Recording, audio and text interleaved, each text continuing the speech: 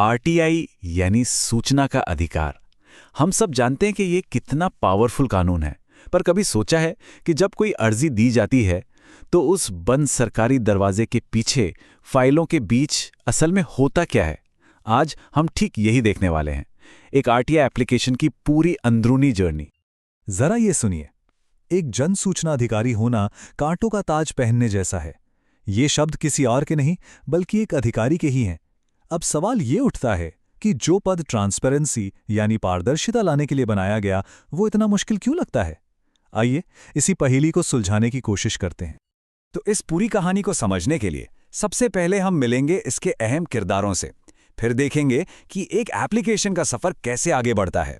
हम ये भी जानेंगे कि कैसे हर काम वक्त के खिलाफ एक दौड़ बन जाता है, और जवाबदेही की ये पहेली आखिर सुलझती कैसे है। साथ ही ये भी समझेंगे कि किन हालात में जानकारी देने से मना किया जा सकता है, और आखिर में पारदर्शिता और शासन के बीच का बैलेंस समझने की कोशिश करेंगे।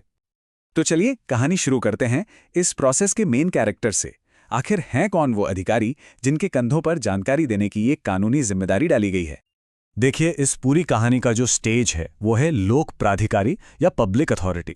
ये कोई भी सरकारी दफ्तर हो सकता है, जैसे डिस्ट्रिक्ट कलेक्टर का ऑफिस या फिर पुलिस डिपार्टमेंट। कानून के तहत इनकी ये जिम्मेदारी है कि ये अपने रिकॉर्ड्स को सही से रखें और सूचना अधिकारी को अपॉइंट करें। अब इस स्टेज पर दो बहुत ही अहम किरदार हैं, पीआईओ और एपीआईओ, और दोनों का रोल बिल्कुल अलग है। जन सूचना अधिकारी यानी पीआईओ वो है जो असल में फैसला लेता है, जो एप्लीकेशन को प्रोसेस करता है। दूसरी तरफ है असिस्टेंट पीआईओ, जिसका काम है एक फैसिलिटेटर का, मतलब वो दूर दराज के इलाकों से अर्जियां लेकर पीआईओ तक पहुंचाता है ताकि लोगों को आसानी हो। ठीक है, तो मान लीजिए एक एप्लीकेशन जमा हो गई है। अब उसके बाद पहले कुछ दिनों में क्या होता है? चलिए इस सफर के पहले कुछ कदम देखते हैं। कोई भी और काम शुरू करने से पहले अधिकारी सबसे पहले एक चीज चेक करता है कि क्या ये एप्लीकेशन कानूनी तौर पर वैलिड है भी या नहीं। ये पहला और सबसे जरूरी स्टेप है। तो शुरुआती जांच में मुख्यतः 3 चीजें देखी जाती हैं। क्या 10 रुपए की फीस दी गई है, या फिर क्या गरीबी रेखा से नीचे यानी बीपीएल का सर्टिफिकेट लगाया गया है, और तीसरी चीज, क्या मांगी गई जानकारी इसी दफ्तर से जुड़ी है। अगर फीस या बीपीएल प्रूफ में से कुछ भी नहीं है तो लीगली प्रोसेस यहीं पर रुक जाता है। और यहीं पर कानून का एक बहुत ही शानदार प्रोविजन सेक्शन 6(3) काम आता है। ये सिस्टम बनाया ही गया है आम नागरिक की मदद के लिए। अगर कोई रिक्वेस्ट गलती से गलत ऑफिस पहुंच भी जाए तो उसे 5 दिन के अंदर सही दफ्तर में भेजने की जिम्मेदारी उसी ऑफिस की है। चलिए अब आगे बढ़ते हैं, क्योंकि जैसे ही एप्लीकेशन एक्सेप्ट होती है, एक कानूनी घड़ी की टिक टिक शुरू हो जाती है। तो जैसे ही अर्जी स्वीकार होती है, एक काउंटडाउन शुरू हो जाता है।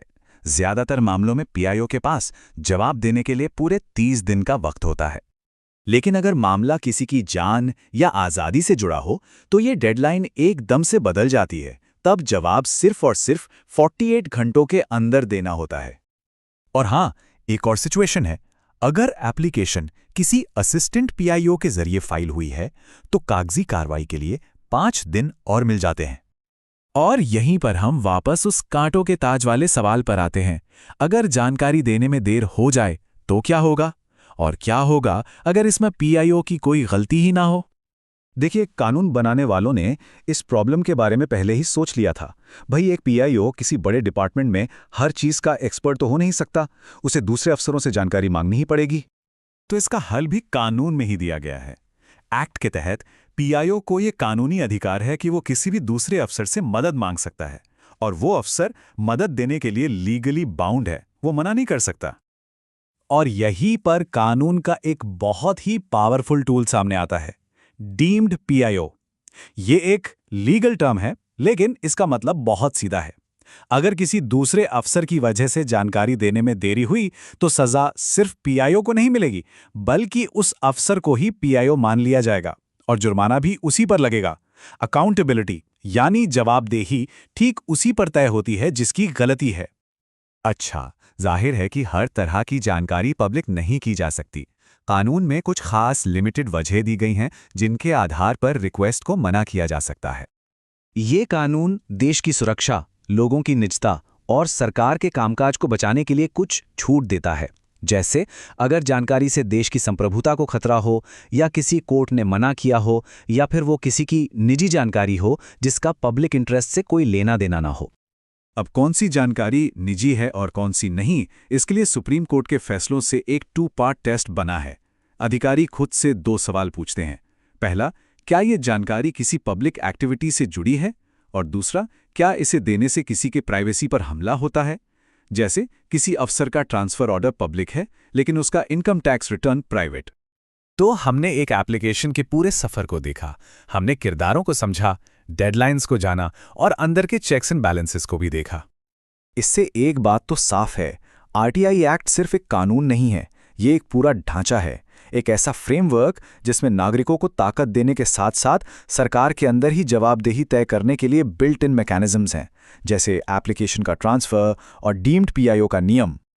और आखिर में ये हमें आरटीआई कानून के दिल में बसे एक बुनियादी सवाल पर लाकर खड़ा कर देता है। कोई भी समाज एक नागरिक के जानने के अधिकार और सरकार की संवेदनशील जानकारी को बचाने की जरूरत के बीच सही संतुलन कैसे बनाता है? ये एक ऐसा बैलेंस है जिसे हर लोकतंत्र को लगातार साधना पड़ता है।